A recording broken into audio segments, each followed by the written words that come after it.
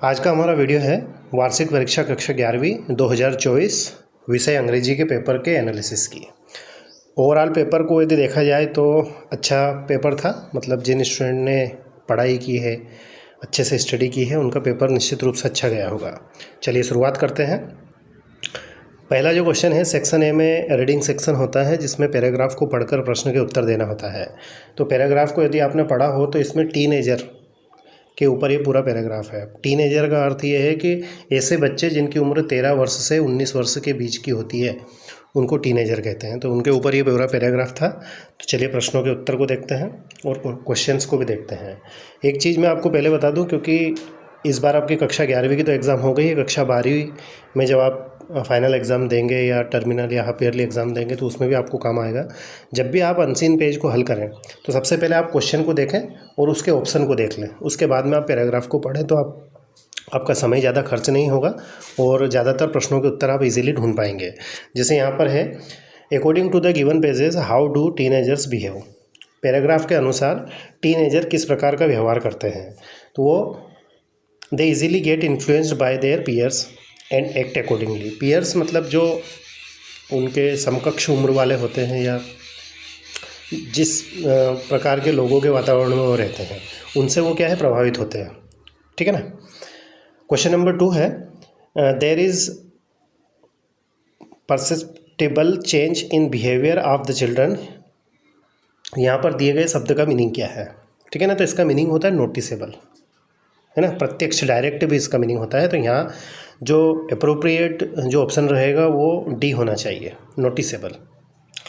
Question number 3 है, bird of feather flock together is an old maxim used in paragraph means. Maxim का अर्थ होता है कहावत।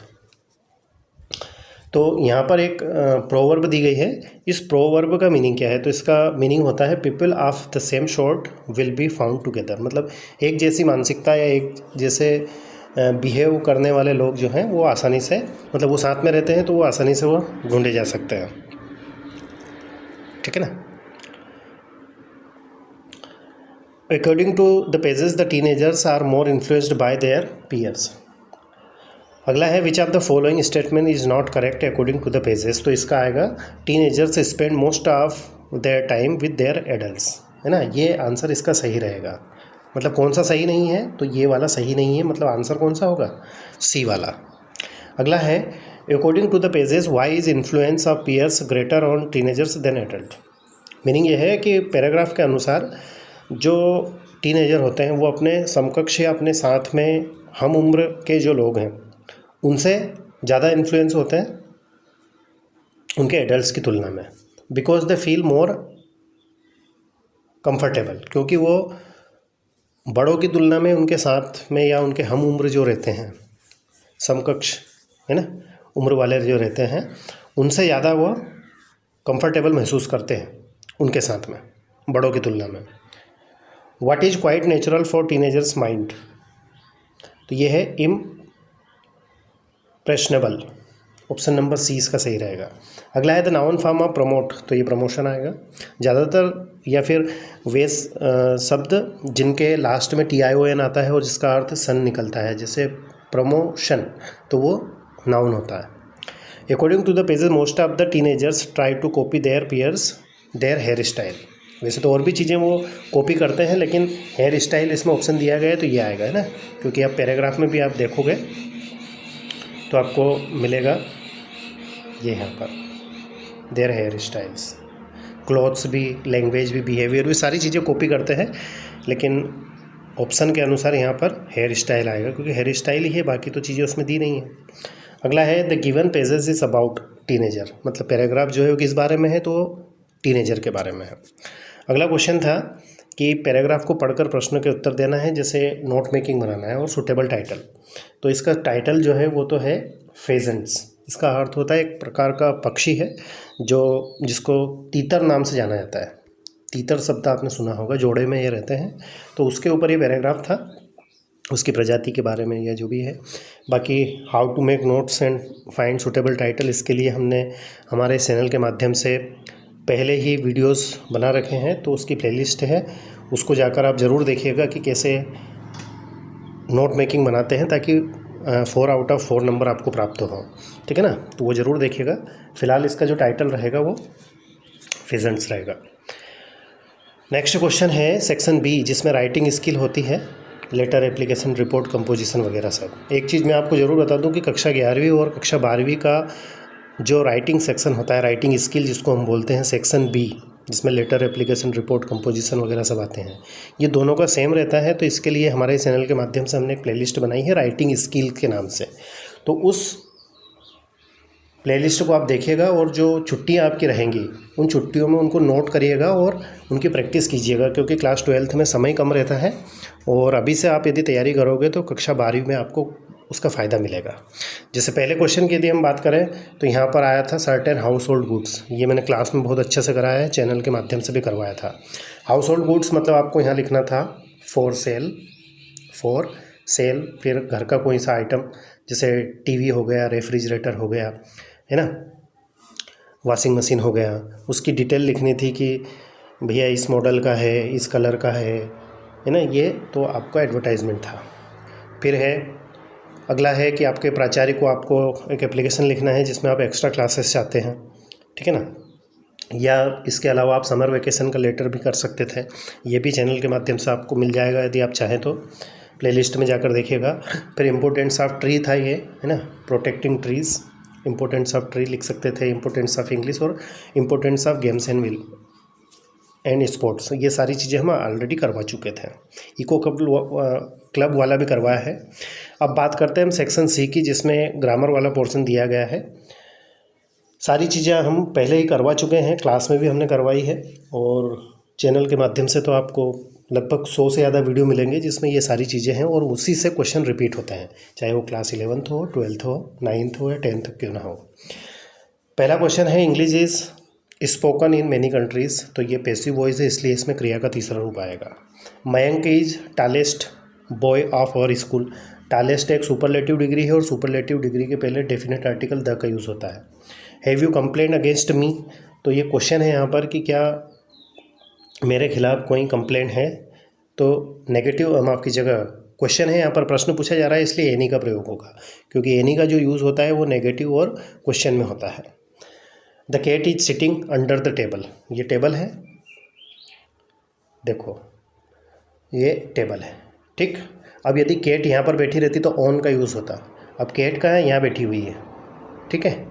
अब यहाँ पे बैठी हुई है तो इस स्थिति को हम कहते हैं कि टेबल के नीचे, मतलब अंडर, ठीक। नेक्स्ट क्वेश्चन है they to a restaurant yesterday, तो वेंट आएगा। Do you know has happen to what happen, ठीक। अगला क्वेश्चन है डू इज डायरेक्टेड में वी लर्न इंग्लिश। तो ये प्रेजेंट परफेक्ट में करना है और प्रेजेंट परफेक्ट जो होता है, प्रेजेंट परफेक्ट में हेल्पिंग वर्ब हैज़ और हैव का यूज़ होता है, ठीक है। तो वी हैव, लर्न की सेकंड फॉर्म LEARNT इंग्लिश, ठीक। अगला है the old man is too weak to walk. The old man is TOOO के स्थान पर सो आ जाएगा और TO2 के स्थान पर देट आ जाएगा और फिर ही कैन नॉट। अगला क्वेश्चन है my mother कुक्स food every day. इसको पैसिव वॉइस में चेंज करना है। तो यहाँ पर पहले हम वर्ब को देखेंगे कि वर्ब की फर्स्ट फॉर्म में ऐसे ये से मतलब प्रेजेंट इंडेफिनिट है, और एक्टिव वॉइस सेंटेंस यदि प्रेजेंट इंडेफिनिट का हो तो प्रेजेंट कंटिन्यूअस की हेल्पिंग वर्ब लगती है। फूड यहाँ पर ऑब्जेक्ट है तो फूड को हम सब्जेक्ट के स्थान पर लेके जाएंगे, तो food is cooked every day. Every day यहाँ पर अदर वर्ड है और अदर वर्ड जो है हमेशा क्रिया के तीसरे रूप के बाद में लगता है। Every day bye my mother. अगला है यू डिड इट। सेंटेंस को नेगेटिव करना है तो बहुत बार मैं बता चुका हूँ, शॉर्टकट ट्रिक है कि जब भी सेंटेंस में डू डिड या डज दिया जाए तो उसके आगे आपको सिर्फ नॉट डू लगा देना है। आगे मतलब उसके बाद में, तो आंसर हो जाएगा you did not do it. अगला है a apple and day the keeps away doctor. तो ये एक कहावत है कि एक सेब यदि आप रोज़ खाते हैं तो आपको डॉक्टर के पास जाने की ज़रूरत नहीं रहेगी, मतलब आप बीमार नहीं होगे। तो अंग्रेजी में इसको पूरा कहते हैं कि an apple a day keeps away the doctor, ठीक है ना। अगला है my parents were happy because I won the prize. Underline ये जो वाक्य का हिस्सा है ये कौन सी क्लॉज है, मतलब कौन सा इसका नाम क्या है, तो आइडेंटिफाई करना था। तो ये एडवर्ब क्लॉज ऑफ रीज़न है, बिकॉज आया है ना। तो एडवर्ब क्लॉज भी यदि आपने लिख दिया होगा तो आपका आंसर सही रहेगा।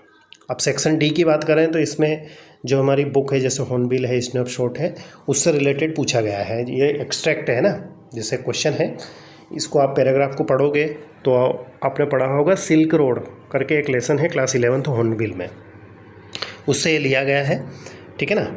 चलिए क्वेश्चन की ओर देखते हैं। तो the name of the author of the above extract, ऊपर जो पैराग्राफ दिया गया है एक्सट्रैक्ट, उसके लेखक का नाम क्या है, तो ये निक, ऑप्शन ए इसका सही रहेगा। What action do the Tibetan mastiff ये take when they become aware of the approaching vehicle. Approaching vehicle मतलब उनके नज़दीक आता हुआ जो वाहन है, व्हीकल मतलब कोई सा भी वाहन हो गया, जैसे कार हो गई, जीप हो गई, कुछ भी, तो वो किस प्रकार से रिएक्ट करते हैं, तो वो दे स्टैंड स्टिल, ठीक है ना। अगला है why were Tibetan mastiffs popular in China imperial court, तो इसका आएगा hunting dogs, option number C. अगला है what colour are the Tibetan mastiffs describe in the pages, तो वो आएगा dark black, option number B. अगला है which of these has the similar meaning of swear, तो इसका आएगा टू टर्न शार्पली, मतलब चल रहे हैं और अचानक से मुड़ जाना, ठीक है ना। अगला है ये फोटोग्राफ पोएम से लिया गया है ना। तो पहले क्वेश्चन की ओर चलें तो what does the cardboard show, मतलब कार्डबोर्ड किस चीज़ को दिखाता है, तो फोटोग्राफ को। Who was not present at the beach, beach पर कौन नहीं था, वो फोटोग्राफ में दिख रहा है, तो वहाँ पर पोएटेस नहीं थी। अगला है the above extract of poem has taken from the poem, तो वो आएगा फोटोग्राफ। नेक्स्ट क्वेश्चन है, ठीक है ना, तो ये द एड्रेस करके लेसन है, उससे लिया गया है ना ये स्नैपशॉट का।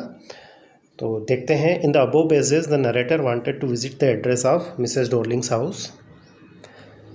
How old is the girl who opens the door when the narrator visits the second time, दूसरी बार जब नरेटर उस एड्रेस पर जाती है तो जो लड़की दरवाज़ा खोलती है उसकी उम्र लगभग कितनी होती है, तो अबाउट